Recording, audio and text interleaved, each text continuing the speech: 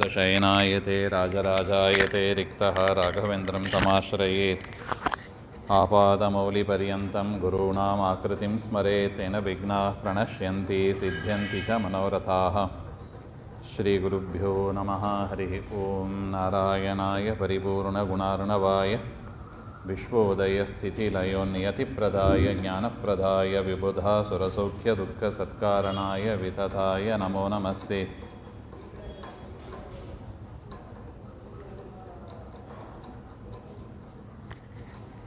नारायणं नमस्कृत्य नरं चैव नरोत्तमं देवीं सरस्वतीं व्यासं ततो जयमुदीरयेत्। कृष्णाय वासुदेवाय हरये परमात्मने प्रणतः क्लेशनाशाय ಗೋವಿಂದಾಯ ನಮೋ ನಮಃ. ಶ್ರೀ ಗುರುಭ್ಯೋ ನಮಃ. ಅಧಿಕ ಮಾಸದ ಮಹಿಮೆಗಳನ್ನು ಬೃಹನ್ನಾರದೀಯ ಪುರಾಣದಲ್ಲಿ ವೇದವ್ಯಾಸರು ತಿಳಿಸಿಕೊಟ್ಟ ರೀತಿಯಲ್ಲಿ ಸಂಕ್ಷೇಪವಾಗಿ ನೋಡ್ತಾ ಇದ್ದೀವಿ. ಅದರಲ್ಲಿ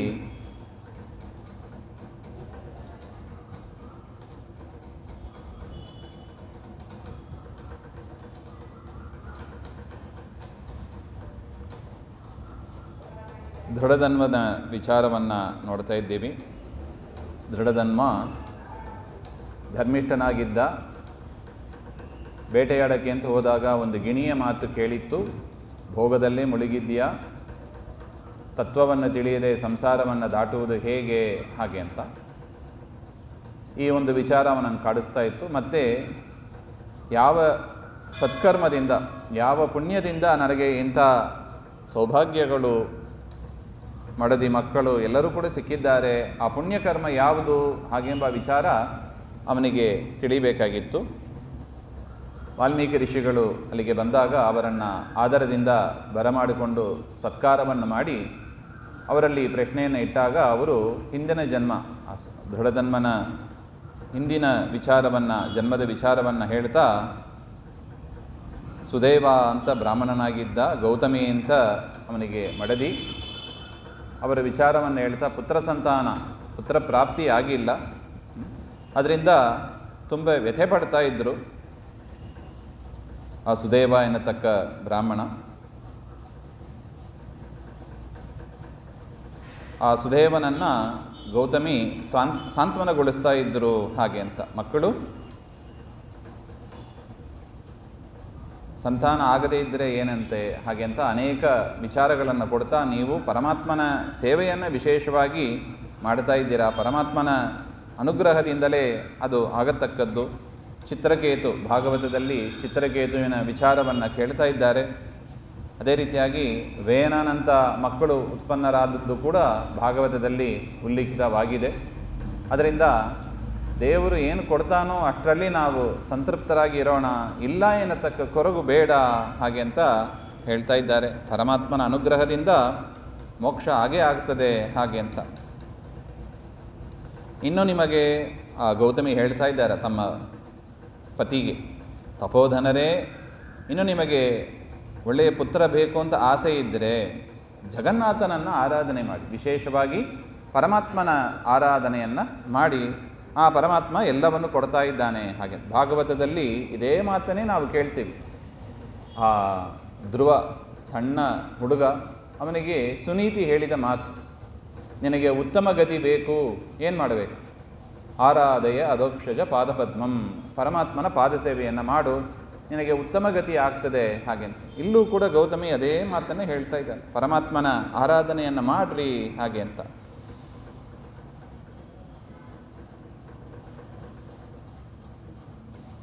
ತಥಾಪಿ ತವ ಪುತ್ರ ಲಾಲಸಾ ಚೇತ್ ತಪೋಧನ ಆರಾಧಯ ಜಗನ್ನಾಥಂ ಹರಿಂ ಸರ್ವಾರ್ಥದಂ ಉದಾ ಹಾಗೆ. ಎಲ್ಲ ಪುರುಷಾರ್ಥವನ್ನು ಕೊಡತಕ್ಕವ ಪರಮಾತ್ಮ ಜಗನ್ನಾಥ. ಆ ಜಗನ್ನಾಥನನ್ನು ಆರಾಧನೆ ಮಾಡಿ. ಎಂ ಆರಾಧ್ಯ ಪುರಾ ಬ್ರಹ್ಮನ್ ಕರ್ದಮಃ ಪುತ್ರಮಾಪ್ತವಾನ್. ಯಾವ ಪರಮಾತ್ಮನನ್ನು ಆರಾಧನೆ ಮಾಡಿ ಹಿಂದೆ ಕರ್ದಮ ಋಷಿಗಳು ಒಳ್ಳೆ ಕಪಿಲನಾಮಕ ಪರಮಾತ್ಮನನ್ನೇ ಮಗನಾಗಿ ಪಡೆದರು. ಕರ್ದಮ ಮತ್ತು ದೇವಹೂತಿ ಅವರ ದಾಂಪತ್ಯದಲ್ಲಿ ಅವತಾರ ಮಾಡಿದವನೇ ಪರಮಾತ್ಮ ಕಪಿಲನಾಮಕ. ಆ ಕರ್ದಮರು ಏನು ಮಾಡಿದ್ದಕ್ಕೆ ಸಂತಾನ ಆಯಿತು ಹಾಗೆಂದರೆ ವಿಶೇಷವಾಗಿ ಪರಮಾತ್ಮನ ಆರಾಧನೆಯನ್ನು ಮಾಡಿದರು. ನ ದೇವತೋಷಣಂ ವೃಥ, ಪರಮಾತ್ಮನನ್ನು ಗುರುಗಳನ್ನು ಆರಾಧನೆ ಮಾಡಿದ್ದು ಅದು ಎಂದಿಗೂ ಕೂಡ ವ್ಯರ್ಥ ಆಗೋದಿಲ್ಲ ಹಾಗೆ ಅಂತ. ಸಾಂಖ್ಯಾಚಾರ್ಯಸ್ತು ತಂ ದೇವಂ ಕಪಿಲಂ ಯೋಗಿನಂ ವರಂ ಹಾಗೆ ಅಂತ. ಇದೆಲ್ಲ ನೋಡಿ ಶಾಸ್ತ್ರ ನಮಗೆ ಕೊಡುವ ಉಪಾಯ. ನಮ್ಮ ಜಗನ್ನಾಥನನ್ನು ನಾವು ಪೂಜೆ ಮಾಡಿದರೆ ಏನು ಸಿಗಲ್ಲ ಹೇಳಿ, ಅದು ವಿಚಾರ ಒಟ್ಟು.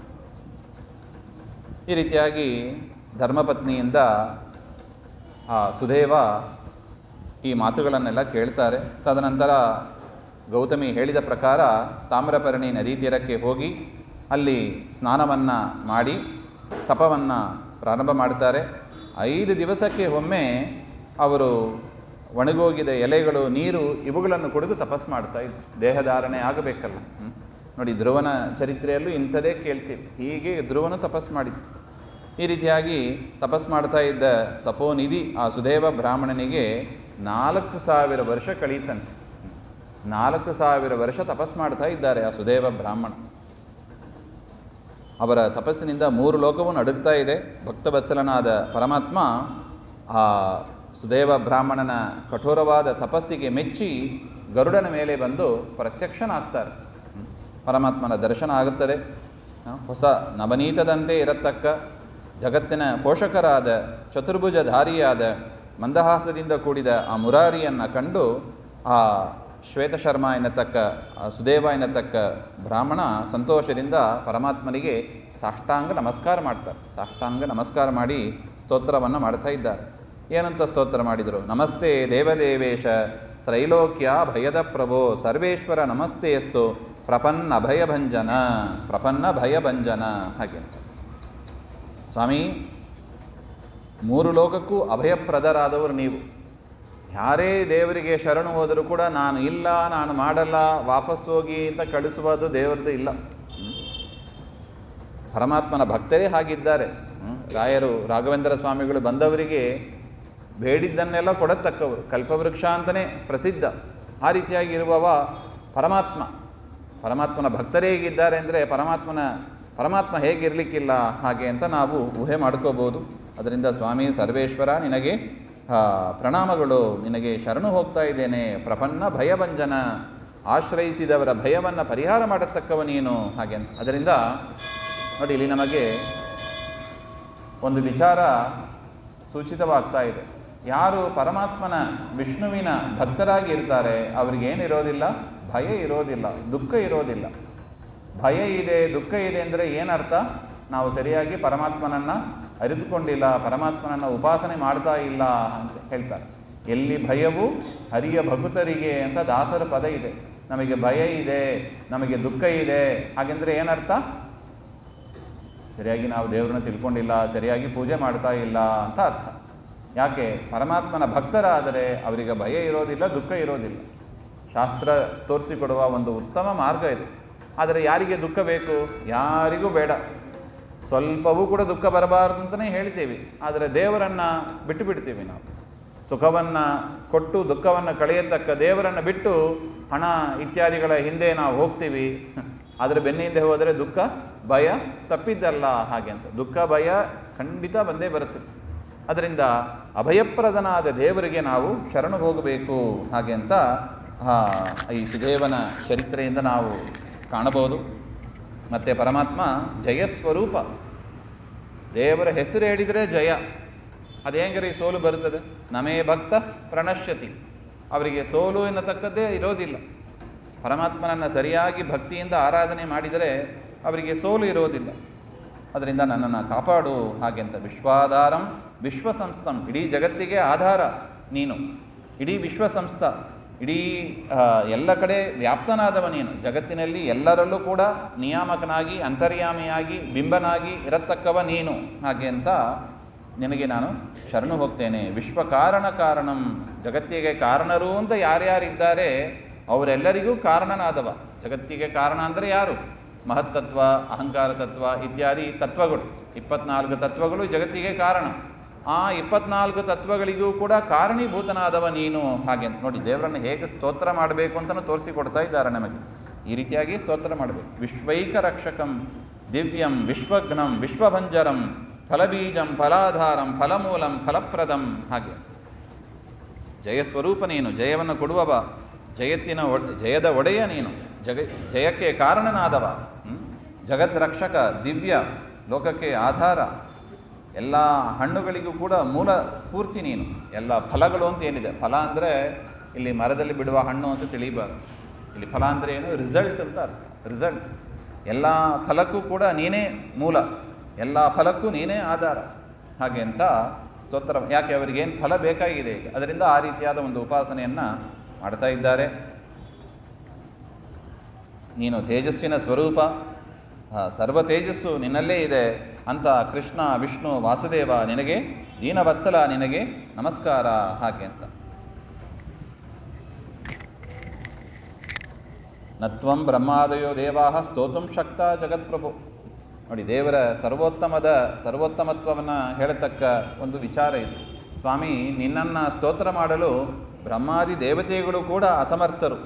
ನಾನು ಅಲ್ಪ ಮನುಷ್ಯ, ನಾನೆಲ್ಲಿಂದ ನಿನ್ನನ್ನು ಸ್ತೋತ್ರ ಮಾಡಲಿ? ಹಾಗೆ ಅಂತ ಮಂದಮತಿ ಉಳ್ಳವ ನಾನು ನಿನ್ನೆಲ್ಲಿಂದ ಸ್ತೋತ್ರ ಮಾಡ್ತೇನೆ? ಹಾಗೆ ಅಂತ ಇಷ್ಟು ಹೇಳಿದಾಗ ಪರಮಾತ್ಮನ ಮುಂದೆ ನಿಲ್ಲುತ್ತಾರೆ. ಆಗ ಪರಮಾತ್ಮ ಅವರ ಸ್ತೋತ್ರಕ್ಕೆ ಮೆಚ್ಚಿ, ತಪಸ್ಸಿಗೂ ಮೆಚ್ಚಿದ, ಸ್ತೋತ್ರಕ್ಕೂ ಮೆಚ್ಚಿ ಪರಮಾತ್ಮ ಹೇಳ್ತಾನೆ, ಸಮ್ಯಕ್ ಸಂಪಾದಿತಂ ವತ್ಸ ಯತ್ವಯ ಚರಿತಂ ತಪ ಕಿಮಿಚ್ಛಸಿ ಮಹಾಪ್ರಾಜ್ಞ ತಪೋಧನ ವದಸ್ವಮೇ. ಪರಮಾತ್ಮ ಹೇಳಿದ. ನೋಡಿ, ದೇವರು ಕೊಡುವ ಸರ್ಟಿಫಿಕೇಟ್ ಯಾರು ಕೊಡಬೇಕು? ನೀನು ಸರಿಯಾಗಿ ತಪಸ್ಸನ್ನು ಮಾಡಿದ್ದಿ, ನೀನು ಸರಿಯಾಗಿ ಪೂಜೆ ಮಾಡಿದಿ, ನೀನು ಸರಿಯಾಗಿ ಪಾಠ ಓದಿದ್ದಿ, ಯಾರು ಸರ್ಟಿಫಿಕೇಟ್ ಕೊಡಬೇಕು? ಪರಮಾತ್ಮ ಕೊಡಬೇಕಂತ.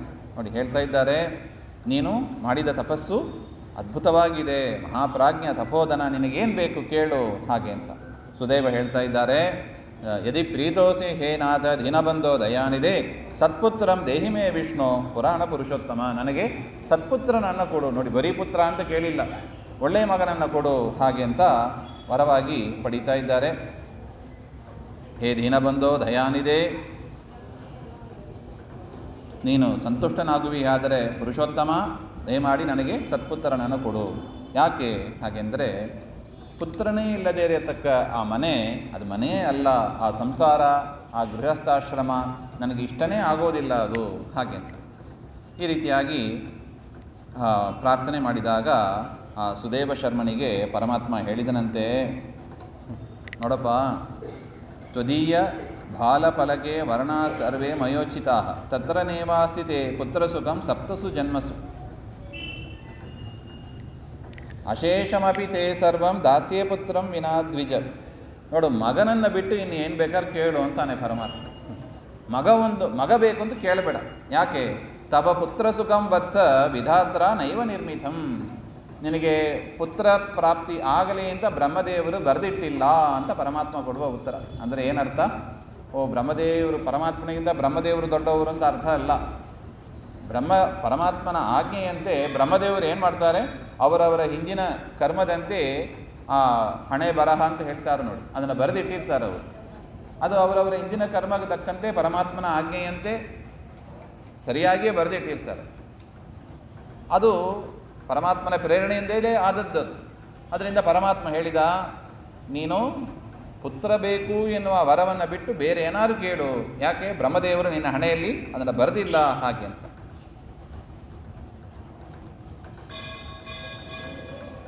ಯಾಕೆ? ತ್ವದೀಯ ಬಾಲ ಫಲಕೆ ವರ್ಣಾ ಸರ್ವೇ ಮಯೋಚಿತ. ನಿನ್ನ ಹಣೆ ಬರಹ ಏನು ಅಂತ ನನಗೆ ಕಾಣ್ತಾ ಇದೆ. ನಿನ್ನ ಮುಖ ನೋಡಿದರೆ ನಿನ್ನ ಹಣೆಯಲ್ಲಿ ಏನು ಬರೆದಿದೆ ಅಂತ ನನಗೆ ಕಾಣ್ತಾ ಇದೆ. ತತ್ರ ನೈವಾಸ್ತಿತೆ ಪುತ್ರ ಸುಖಂ ಸಪ್ತಸು ಜನ್ಮಸು. 7 ಜನ್ಮದಲ್ಲಿ ನಿನಗೆ ಪುತ್ರ ಪ್ರಾಪ್ತಿ ಇಲ್ಲ ಅಂತ ಬ್ರಹ್ಮದೇವರು ಬರೆದಿಟ್ಟು ಬಿಟ್ಟಿದ್ದಾರೆ, ನನಗೆ ಕಾಣಿಸ್ತಾ ಇದೆ. ಅದರಿಂದ ನೀನು ಪುತ್ರನನ್ನು ಕೇಳಬೇಡ, ಪುತ್ರನನ್ನು ಬಿಟ್ಟು ಬೇರೆ ಏನಾದ್ರು ವರ ಕೇಳು. ಹಾಗೆ ಅಂತ ಪರಮಾತ್ಮ ಹೇಳಿದರೆ, ಇತ್ಯಾಕರ್ಣ ಹರೇರ್ವಾಕ್ಯಂ ವಜ್ರ ನಿರ್ಘಾತ ನಿಷ್ಠುರಂ ಸಪಪಾತ ಮಹೀಪೃಷ್ಟೆ ಛಿನ್ನಮೂಲ ಇವದ್ರುಮಃ. ಆ ಮಾತನ್ನು ಕೇಳಿಯೇ ಆ ಸುದೇವ ಬ್ರಾಹ್ಮಣ ಕಳೆಗೆ ಮೂರ್ಛೆ ಹಾಕಿ ಬೀಳ್ತಾನಂತೆ. ಸಂತಾನ ಇಲ್ಲ ಹಾಗೆಂಬ ಮಾತು ಅವನಿಗೆ ಹೇಗಿತ್ತು ಅಂದರೆ, ಆ ಮರವನ್ನು ಬುಡದಲ್ಲಿ ಕಿತ್ತಿದರೆ ಆ ಮರ ಹೇಗೆ ಬೀಳುತ್ತದೆ ಆ ಥರ ಬಿದ್ದ ಸುದೇವ ಬ್ರಾಹ್ಮಣ. ಹಾಗೆ ಅಂತ ಹೇಳ್ತಾ ಇದ್ದಾರೆ. ಜೊತೆಯಲ್ಲಿ ಗೌತಮಿಯೂ ಇದ್ದಾರೆ. ಅವರು ಹೇಳಿದ್ರಂತೆ, ಪತಿತಮಾಲೋಕ್ಯ ಪ್ರಮದ ಅತ್ಯಂತ ದುಃಖಿತ ಪಶ್ಯಂತಿ ಸ್ವಾಮಿನಂ ಪುತ್ರ ಸ್ಪೃಹಾ ಶೂನ್ಯಂ ಅರೂರುಹತ್.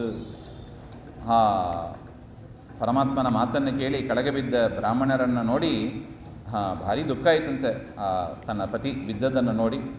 ಮತ್ತು ಪುತ್ರ ಬೇಕು ಅಂತ ಒಂದು ದಿನ 2 ದಿನ ಅಲ್ಲ ನೋಡಿ, ಜ್ಞಾನ ಪಡೀಬೇಕು ಅಂತ ಕೂಡ ವಿದ್ಯಾಪೀಠದಲ್ಲಿ ಎಷ್ಟು ವರ್ಷ ತಪಸ್ಸು? 12 ವರ್ಷ ಅಷ್ಟೇ. 12 ವರ್ಷ ಆದಮೇಲೆ ಮಂಗಳ ಮಾಡಿ ಕಳಿಸ್ಬಿಡ್ತಾರೆ. ಹೆಚ್ಚಿನದ್ದು ಅಂದರೆ ಅಷ್ಟು. ಇವರು ನೋಡಿದ್ರೆ ಪುಣ್ಯಾತ್ಮರು 4000 ತಪಸ್ಸು, 4000 ವರ್ಷದ ತಪಸ್ಸು, ಪುತ್ರ ಬೇಕು ಅಂತ ಪರಮಾತ್ಮ ಎದುರುಗಡೆ ಬಂದರೆ ನಿನಗೆ ಈ ಜನ್ಮದಲ್ಲಿ ಇಲ್ಲ 7 ಜನ್ಮದಲ್ಲಿ ಮಕ್ಕಳು ಹೋಗೋದಿಲ್ಲ ಅಂದರೆ ಬೇಸರ ಆಗ್ತದೋ ಆಗಲ್ಲ. 4000 ವರ್ಷ ಅದಕ್ಕಾಗಿ ಇನ್ವೆಸ್ಟ್ ಮಾಡಿದ್ದಾರೆ. ಎಷ್ಟು ಇನ್ವೆಸ್ಟ್ಮೆಂಟ್ ಮಾಡಿದ್ದಾರೆ ಅವರು. ಬೇರೆ ಏನಾದ್ರು ಕೆಲಸ ಮಾಡ್ಬೋದೋ ಅಂತೋ ಏನೋ, ಮಕ್ಕಳಾಗಬೇಕು ಅಂತ ಮಾಡಿದರೆ ಮಕ್ಕಳು ಇಲ್ಲ ಅಂತ ಹೇಳಿಬಿಟ್ಟಿದ್ದಾರೆ. ಈ ಒಂದು ಪರಿಸ್ಥಿತಿಯನ್ನು ನೋಡಿ ತನ್ನ ಪತಿಗೆ ಆದ ದುಃಖ ಮತ್ತು ಆ ಪ್ರಾರ್ಥನೆ ನೆರವೇರದೇ ಇರೋದು ಎರಡನ್ನೂ ನೋಡಿ ಅವರು ಕೂಡ ಜೋರಾಗಿ ಅಳಕ್ಕೆ ಶುರು ಮಾಡ್ತಾ ಇದ್ದಾರೆ. ತದನಂತರ ಧೈರ್ಯವನ್ನು ತಂದುಕೊಂಡು ತನ್ನ ಪತಿ ಹತ್ರ ಮಾತನಾಡಿದಳಂತೆ, ಸ್ವಾಮಿ ನೀವು ಎದ್ದೇಳಿ, ನಾನು ಹೇಳಿದ ಮಾತುಗಳು ನಿನಗೆ ನೆನಪಾಗ್ತಾ ಇಲ್ಲವಾ? ಅಭಾಗ್ಯಸ್ಯ ಕೃತೋದ್ಯೋಗೋ ಮುಮೂರ್ಷೋರಿವ ಭೇಷಜಂ ತಸ್ಯ ಸರ್ವಂ ಭವೇದ್ಯರ್ಥಂ ಯಸ್ಯ ದೈವಂ ಅದಕ್ಷಿಣಂ. ನೋಡಿ, ಬ್ರಹ್ಮದೇವರು ಏನು ಹೇಳಿದ್ದಾರೋ ಅದೃಷ್ಟ ಇಲ್ಲದವರಿಗೆ ಆ ಒಂದು ಪ್ರಯತ್ನ ಅಂತ ಏನಿದೆ ನೋಡಿ, ಅದು ಎಷ್ಟೇ ಪ್ರಯತ್ನ ಪಟ್ಟರೂ ಕೂಡ ಅವನು ಸಾಯ್ಲಿಕ್ಕೆ ಬಿದ್ದಿದ್ದಾನೆ. ಅವನಿಗೆ ಹೋಗಿ ಔಷಧೋಪಚಾರ ಮಾಡ್ತಾ ಕೂತಿದ್ರೆ ಬದುಕ್ತಾನ ಅವನು? ಇಲ್ಲ. ಅದರಿಂದ ಯಾರ ಹಣೆ ಬರಹ ಹೇಗೆ ಇದೆಯೋ ಅದನ್ನು ಬದಲಾವಣೆ ಮಾಡುವ ಪ್ರಯತ್ನ ಅದು ವ್ಯರ್ಥ ಅಂತ ಹೇಳ್ತಾ ಆ ಗೌತಮಿ ಹೇಳುವ ಮಾತು. ಆದರೆ ನಮಗೇನು ಗೊತ್ತಾಗ್ತದೆ? ನಮ್ಮ ಹಣೆ ಬರಹ ಏನೋ ನಮಗೆ ಗೊತ್ತಾಗೋದಿಲ್ಲ. ಅದು ಮಾಡಿ ಅನುಭವಿಸಿದ ಮೇಲೆ ನಮಗೆ ಗೊತ್ತಾಗ್ತದೆ, ಓ ಪರಮಾತ್ಮನ ಚಿಂತೆ ಹೀಗಿದೆ, ಅದರಿಂದಲೇ ನಮಗೆ ಫಲ ಸಿಗ್ತಾ ಇಲ್ಲ. ಅದು ಯಾವಾಗ ಗೊತ್ತಾಗ್ತದೆ? ನಾವು ಕಷ್ಟಪಟ್ಟು ಪ್ರಯತ್ನಪಟ್ಟು ತದನಂತರ ನಮಗೆ ಗೊತ್ತಾಗ್ತದೆ. ಕೆಲವೊಮ್ಮೆ ಸಿಗ್ತದೆ, ಕೆಲವೊಮ್ಮೆ ಸಿಗೋದಿಲ್ಲ.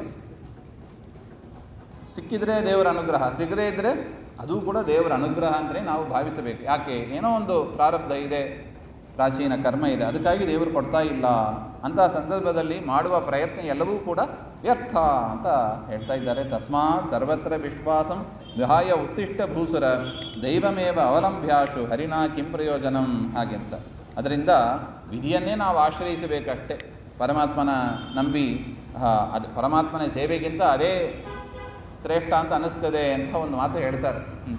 ಪರಮಾತ್ಮನ ನಂಬಿ ಏನು ಉಪಯೋಗ ಇಲ್ಲ ನೋಡಿ. ಯಾಕೆ? ಪರಮಾತ್ಮನೇ ಏನು ಹೇಳ್ತಾನೆ? ಹಣೆ ಬರಹ ಭಾರಿ ದೊಡ್ಡದು ಅಂತ ಹೇಳಿಬಿಟ್ಟಿದ್ದಾನೆ. ಹಣೆ ಬರಹ ಬದಲಾಯಿಸಬಾರದೆ ದೇವರು, ಬದಲಾಯಿಸಲ್ಲ ಅಂತ ಅದರ ಅಭಿಪ್ರಾಯ.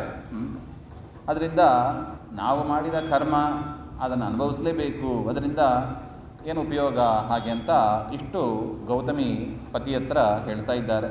ಇತ್ಯಾಕರ್ಣವಚಸ್ತಸ್ಯ ತೀವ್ರ ಶೋಕ ಸಮನ್ವಿತಂ ವೈನತೇಯೋ ಅವಧಾತ್ ವಿಷ್ಣುಂ ಶೋಭಸಂಜ್ಞಾ ಅವೇಪತು. ಇಷ್ಟು ಮಾತನಾಡಿದಾಗ ಗರುಡದೇವರು ಈ ಮಾತನ್ನು ಕೇಳ್ತಾ ಇದ್ದಾರೆ. ಪರಮಾತ್ಮ ಗರುಡಾರೂಢನಾಗಿ ಬಂದದ್ದು. ದೇವರು ಈ ರೀತಿಯಾಗಿ ಹೇಳಿದಾಗ ಗರುಡದೇವರು ಪ್ರಾರ್ಥನೆ ಮಾಡ್ತಾರೆ. ಗರುಡ ವಾಚ್, ಗರುಡ ಏನು ಮಾತು ಹೇಳ್ತಾರೆ ನೋಡಿ. ಶೋಕಸಾಗರ ಸಮ್ಮಗ್ನಾಂ ಬ್ರಹ್ಮಾಣಿ ವೀಕ್ಷೆ ಹೇ ಹರೇ. ಆ ಗೌತಮಿಯ ಮಾತು ಭಾರಿ ದುಃಖದಾಯಕವಾಗಿತ್ತಂತೆ. ದೇವರನ್ನು ನಂಬಿ ಏನ್ರಿ ಉಪಯೋಗ? ಎಲ್ಲವೂ ಹಣೆ ಬಾರದಂತೆ ನಡೆಯತಕ್ಕದ್ದು. ಸುಮ್ಮನೆ ಯಾಕೆ ದೇವಸ್ಥಾನಕ್ಕೆ ಹೋಗ್ತೀರಿ, ಮಠಕ್ಕೆ ಹೋಗ್ತೀರಿ ಹಾಗೆಂಬ ಅಭಿಪ್ರಾಯದಲ್ಲಿ ಇದೆ. ಈ ಮಾತನ್ನು ಕೇಳಿ ಗರುಡದೇವರು ಕೆಲವು ಮಾತುಗಳನ್ನು ಆಡ್ತಾ ಇದ್ದಾರೆ. ಸ್ವಾಮಿ, ದುಃಖ ಸಾಗರದಲ್ಲಿ ಮುಳುಗಿದ್ದಾರೆ ಈ ಜನರು. ಅವರು ಕಣ್ಣಲ್ಲಿ ನೀರು ಸುರಿತಾ ಇದೆ. ಈ ಬ್ರಾಹ್ಮಣನ ನೋಡಿದರೆ ಅವನು ದೀನಬಂಧು, ಅವನು ದೀನನಾಗಿದ್ದಾನೆ. ದೀನ ಅಂದರೆ ಏನು? ಯಾರನ್ನು ನೋಡಿ ಅಯ್ಯೋ ಪಾಪ ಅಂತ ಅನ್ನಿಸ್ತದೋ ಅವರು ದೀನರು ಅಂತ ಅರ್ಥ. ಅಂಥವರಿಗೆ ನೀನು ಬಂಧು, ದೀನಬಂಧು. ನೀನು ನೋಡಿದರೆ ದೀನಬಂಧು ದಯಾನಿಧಿ, ದೀನಬಂಧು ದಯಾನಿಧಿಯಾದ ನೀನು ಭಕ್ತರಿಗೆ ಅಭಯವನ್ನು ಕೊಡತಕ್ಕವರು ಸ್ವಾಮಿ. ಭಕ್ತರ ದುಃಖವನ್ನು ಸಹಿಸಲಾರದವ ನೀನು, ಆದರೆ ನಿನ್ನ ದಯೆ ಎಲ್ಲಿ ಹೋಯಿತು? ಹಾಗೆ ಅಂತ ಗರುಡದೇವರು ಕೇಳ್ತಾ ಇದ್ದಾರೆ. ಇಷ್ಟು ದಯೆ ಇಲ್ಲದೆ ನೀನು ಹೇಳಿಬಿಟ್ಟೆಯಲ್ಲ, 7 ಜನ್ಮದಲ್ಲೂ ಆಗಲ್ಲ ಹಾಗೆ ಅಂತ ಅದರ ಅಭಿಪ್ರಾಯ. ಇದು ಗರುಡದೇವರು ಹೇಳುವ ಮಾತು. ನೀವು ಪ್ರಾಣಿಗಳನ್ನು ರಕ್ಷಣೆ ಮಾಡುವ, ವೇದಗಳನ್ನು ರಕ್ಷಣೆ ಮಾಡುವ ಸಾಕ್ಷಾತ್ ವಿಷ್ಣು ನೀವು. ಈ ಸಂದರ್ಭದಲ್ಲಿ ನಿಮ್ಮ ಧರ್ಮ ಎಲ್ಲಿ ಹೋಯಿತು? ಭಕ್ತರಿಗೆ ಅಭಯವನ್ನು ಕೊಟ್ಟು 4 ಬಗೆಯಾದ ಮೋಕ್ಷ, ಸಾಲೋಕ್ಯ, ಸಾರೂಪ್ಯ, ಸಾಮೀಪ್ಯ, ಸಾಯುಜ್ಯ ಅಂತ 4 ಬಗೆಯಾದ ಮೋಕ್ಷವನ್ನು ಕೊಡುವವರು. ಅದೆಲ್ಲವೂ ಕೂಡ ಯಾರ ಅಧೀನ? ವಿಷ್ಣುವಾದ ನಿಮ್ಮ ಅಧೀನದಲ್ಲೇ ಇದೆ.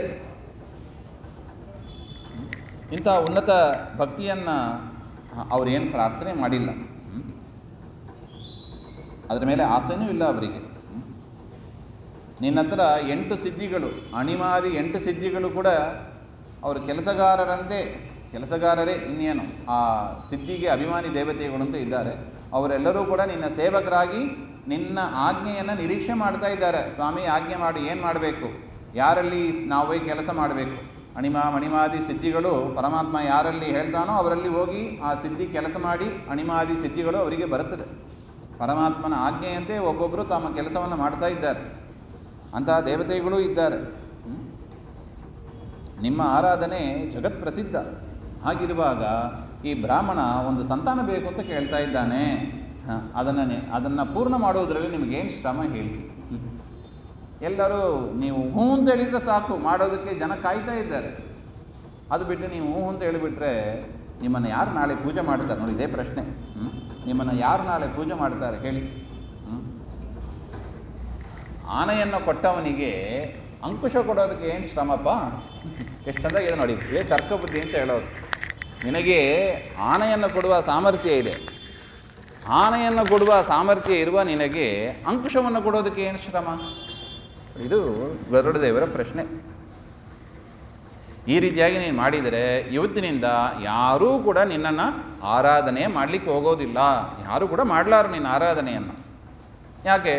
ಅವರವರ ವಿಧಿ, ಹಣೆ ಬರಹ ಅದು ಗೊತ್ತಿದೆಯೋ ಗೊತ್ತಿಲ್ಲವೋ ಅದರ ಪ್ರಕಾರನೇ ಆಗುತ್ತದೆ ಅಂತ ಆದ ಮೇಲೆ ಅವ್ರು ಯಾಕೆ ಪ್ರಯತ್ನ ಪಡಬೇಕು? ಹೌದಲ್ಲ? ಈ ಪ್ರಶ್ನೆ ಬರುತ್ತದೋ ಅಲ್ಲೋ? ಹೇಗಾದರೂ ವಿಧಿ ಪ್ರಕಾರ ಅಂತ ಆಗ್ತದೆ. ಊಟ ಬರೋದು ವಿಧಿ ಪ್ರಕಾರ, ನೀರು ಬರೋದು ವಿಧಿ ಪ್ರಕಾರ, ಮನೆ ಬರೋದು ವಿಧಿ ಪ್ರಕಾರ. ಸುಮ್ಮನೆ ಕೂತು ಬಿಡ್ತಾರೆ ಅಷ್ಟು. ವಿಧಿ ಪ್ರಕಾರ ಆಗ್ಬಿಡ್ತದೆ. ಯಾರು ಪ್ರಯತ್ನನೂ ಮಾಡೋದಿಲ್ಲ ಹಾಗೆ. ಅದರಿಂದ ಈ ರೀತಿಯಾಗಿ ಮಾಡಿದರೆ ನಿಮ್ಮಲ್ಲಿ ಭಕ್ತಿ ಅದು ನಶಿಸಿ ಹೋಗ್ತದೆ ಹಾಗೆ ಅಂತ ಗರುಡ ದೇವರ ಪ್ರಾರ್ಥನೆ. ಅದರಿಂದ ನಾಥ ಸ್ವಾಮಿ, ನೀವು ಸರ್ವ ಸ್ವತಂತ್ರರು, ನಿಮಗೆ ಸರ್ವ ಸಾಮರ್ಥ್ಯ ಇದೆ. ಅದೆಲ್ಲವೂ ಕೂಡ ಈ ಬ್ರಾಹ್ಮಣನಿಗೆ ನೀವು ಪುತ್ರನನ್ನು ಕೊಡದೆ ಹೋದರೆ ಜಗತ್ತಿನಲ್ಲಿ ಆ ಕೀರ್ತಿ ಎಲ್ಲವೂ ಕೂಡ ನಾಶವಾಗುತ್ತದೆ ಹಾಗೆ ಅಂತ ಹೇಳ್ತಾ ಇದ್ದಾರೆ. ಅದರಿಂದ ನೀವು ಈ ಬ್ರಾಹ್ಮಣನಿಗೆ ಅವಶ್ಯವಾಗಿ ಒಂದು ಮಗನನ್ನು ಕೊಡಬೇಕು ಹಾಗೆ ಅಂತ.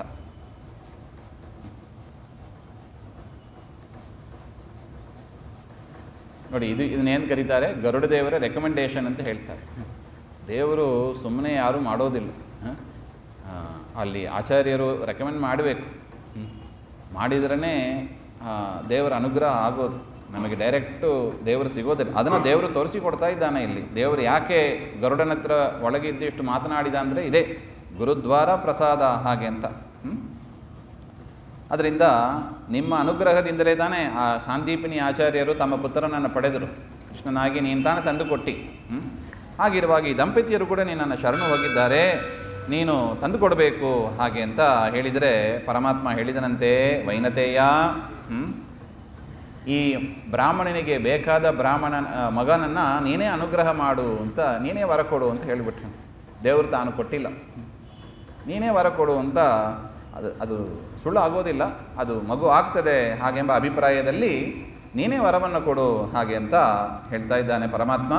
ಗರುಡದೇವರಿಗೆ ಭಾರಿ ಸಂತೋಷ ಆಯಿತು. ಆ ವರವನ್ನು ಕೊಡ್ತಾರೆ. ಬ್ರಾಹ್ಮಣ, ನಿನಗೆ ಬೇಗ ಒಂದು ಸಂತಾನ ಆಗುತ್ತದೆ ಹಾಗೆ ಅಂತ. ಈ ವಿಚಾರವನ್ನೆಲ್ಲ ವಾಲ್ಮೀಕಿ ಋಷಿಗಳು ದೃಢಧನ್ಮನಿಗೆ, ಅವನಿಗೆ ಹಿಂದಿನ ಜನ್ಮದ ವಿಚಾರವನ್ನು ಹೇಳ್ತಾ ಇದ್ದಾರೆ, ಮರೀಬಾರದು ನಾವು. ತದನಂತರ ಗರುಡದೇವರು ಮತ್ತು ಪರಮಾತ್ಮ ಅವರಿಬ್ಬರ ಆಜ್ಞೆಯಂತೆ ಗರುಡದೇವರು ಹೇಳ್ತಾರೆ, ದ್ವಿಜಶ್ರೇಷ್ಠರೇ, ನಿಮಗೆ 7 ಜನ್ಮ, ಗರುಡ ಹೇಳುವ ಮಾತು ಆ ಬ್ರಾಹ್ಮಣನ ಹತ್ರ, 7 ಜನ್ಮದಲ್ಲಿ ನಿಮಗೆ ಪುತ್ರ ಭಾಗ್ಯ ಇಲ್ಲ ಅಂತ ಪರಮಾತ್ಮ ಹೇಳಿದಲ್ಲವಾ? ಅದು ಹಾಗೇ ಇದೆ, ಅದರಲ್ಲೇನು ಸುಳ್ಳು ಅಲ್ಲ. ಆದರೂ ಕೂಡ ಪರಮಾತ್ಮನ ಆಜ್ಞೆಯನ್ನು ಪಡೆದು ನಾನು ನಿಮಗೆ ಒಂದು ಸಂತಾನ ಪ್ರಾಪ್ತಿ ಆಗುವಂತೆ ಅನುಗ್ರಹ ಮಾಡಿದ್ದೇನೆ. ನನ್ನ ಅಂಶದಿಂದ ನಿನಗೆ ಒಂದು ಮಗ ಹುಟ್ಟುತ್ತಾನೆ ಹಾಗೆ ಅಂತ. ಮದಂಶ ಸಂಭವ ಪುತ್ರ ಭವಿತಾದೇ ತಪೋಧನ. ಗರುಡನ ಒಂದು ಅಂಶದಿಂದ ನಿನಗೆ ಸಂತಾನ ಆಗ್ತಾನೆ ಹಾಗೆಂತ ಅದರ ಅಭಿಪ್ರಾಯ. ಅದರಿಂದ ನೀನು ಪುತ್ರ ಸಂತಾನವನ್ನು ಪಡೆದು ಗೌತಮಿಯನ್ನು ಕೂಡ ಅಂದರೆ ನಿನ್ನ ಮಡದಿಯನ್ನು ಕೂಡ ಸೇರಿಸಿ ನಿಮ್ಮ ಆಸೆಯೆಲ್ಲ ಈಡೇರಿದವರಾಗಿ ನೀವು ಮುಂದಿನ ಸಾಧನೆಯನ್ನು ಮಾಡಬಹುದು ಹಾಗೆ ಅಂತ. ನಿಮಗೆ ದುಃಖ ಸಂತಾನ ಇಲ್ಲ ಎನ್ನತಕ್ಕ ದುಃಖ ಬೇಡ ಹಾಗೆ ಅಂತ. ನಿಮ್ಮ ಬುದ್ಧಿ ಪರಮಾತ್ಮನಲ್ಲಿ ದೃಢವಾಗಿ ಇದೆ ನೋಡಿ. ಇದು ಗರುಡದೇವರು ಕೊಡುವ ಸರ್ಟಿಫಿಕೇಟು. ನಿಮ್ಮ ಬುದ್ಧಿ ಪರಮಾತ್ಮನಲ್ಲಿ ದೃಢವಾಗಿ ಇದೆ. ಹರಿಭಕ್ತಿಗೆ ಸಮಾನವಾದ ನಿಷ್ಕಾಮ ಕರ್ಮ ಏನಿದೆ ಅದಕ್ಕೆ ಸರಿಸಾಟಿಯಾದದ್ದು ಮತ್ತೊಂದು ಯಾವುದೂ ಇಲ್ಲ. ನಿಷ್ಕಾಮನೆಯಿಂದ ನಾವು ಮಾಡಿದರೆ ದೇವರು ಇಹ ಪರ ಎರಡು ಸುಖವನ್ನು ಕೊಡ್ತಾನೆ. ನಾವು ಅದು ಬೇಕು ಇದು ಬೇಕು ಅಂತ ಕೊಟ್ಟರೆ ಅಷ್ಟೇ ಕೊಡ್ತಾನೆ ದೇವರು. ಆದರೆ ನನಗೇನು ಬೇಡ ನೀನು ಬೇಕು ಅಂತ ಕೇಳಿದರೆ ಏನು ಕೊಡ್ತಾನೆ? ಇಹದಲ್ಲಿ ಬೇಕಾದ ಸುಖ, ಪರದಲ್ಲಿ ಬೇಕಾದ ಸುಖ ಎಲ್ಲವನ್ನು ದೇವರೇ ಜವಾಬ್ದಾರಿ ತೆಗೆದುಕೊಂಡು ದೇವರೇ ಕೊಡ್ತಾನೆ. ಅದು ನಿಷ್ಕಾಮದ ಮಹಿಮೆ ಅದು.